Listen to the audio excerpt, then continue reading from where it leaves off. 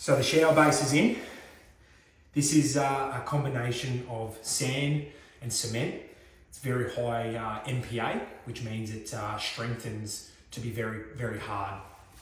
It's installed. The tiler builds this on fall so that it has the minimum required fall to the waste here.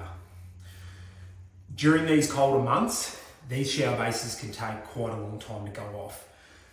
This one seems to be drying pretty well.